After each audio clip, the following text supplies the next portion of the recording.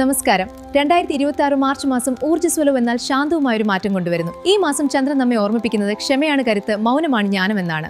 14 ചിത്തിര നക്ഷത്രം. സർഗാത്മക ഊർജം വർദ്ധിക്കും. ജോലി മാറ്റത്തെക്കുറിച്ചുള്ള ചിന്തകൾ ഉണ്ടായേക്കാം.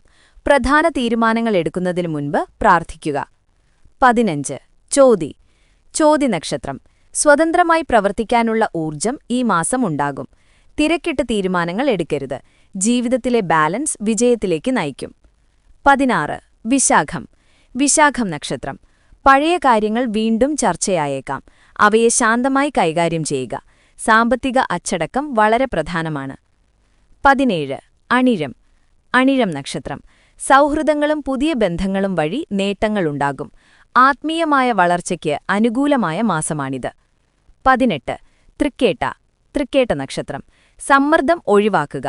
ഉള്ളിൽ ഒഴിഞ്ഞിരിക്കുന്ന ആശങ്കകൾ പുറത്തുവന്നേക്കാം. നാമജപം വൈകാരികമായ ആശ്വാസം നൽകും.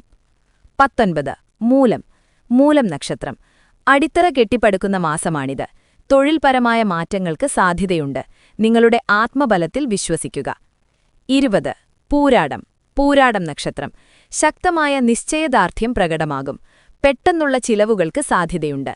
തർക്കങ്ങൾ ഒഴിവാക്കാൻ ശ്രമിക്കുക. 21 ഉത്രാടം നക്ഷത്രം. ദീർഘകാലാടിസ്ഥാനത്തിലുള്ള പ്ലാനിംഗ് ഗുണകരമാകും. സമൂഹത്തിൽ നിന്നുള്ള ബഹുമാനം വർദ്ധിക്കും. 22 തിരുവോണം നക്ഷത്രം. വിദ്യാലാഭത്തിന് നല്ല സമയം. കൂടുതൽ കേൾക്കുക, കുറച്ചുമാത്രം സംസാരിക്കുക. പൊതുവെ സമാധാനപരമായ മാസം. 23 അവിട്ടം നക്ഷത്രം. സാമ്പത്തിക പുരോഗതിക്ക് സാധ്യത കാണുന്നു. സാമൂഹിക പ്രവർത്തനങ്ങളിൽ ഏർപ്പെടാനുള്ള അവസരം ലഭിക്കും. 24 ചതയം നക്ഷത്രം. ആരോഗ്യപരമായ ഉണർവ് അനുഭവപ്പെടും. ഒറ്റപ്പെട്ട ഇരിപ്പൊഴിവാക്കി പോസിറ്റീവായ ആളുകളുമായി സമയം ചെലവഴിക്കുക. 25 പൂരൂരുട്ടാതി നക്ഷത്രം. മാനസികമായ ഭാരങ്ങൾ ഒഴിയുന്ന മാസമാണിത്. ആത്മീയ കാര്യങ്ങൾ ആശ്വാസം പകരും. 26 ഉത്രട്ടാതി നക്ഷത്രം. സ്ഥിരതയും വിവേകവും വർദ്ധിക്കും. യാത്രകൾക്ക് അവസരം ലഭിച്ചേക്കാം. 27 രേവതി നക്ഷത്രം. അനുഗ്രഹിക്കപ്പെട്ട ഒരു മാസമാണ് മുന്നിലുള്ളത്.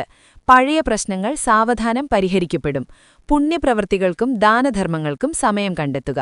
നിങ്ങളുടെ നക്ഷത്രം ഏതുമാകട്ടെ, ക്ഷമയും പ്രാർത്ഥനയും പോസിറ്റീവായ ചിന്തകളും നമ്മെ എപ്പോഴും സംരക്ഷിക്കും.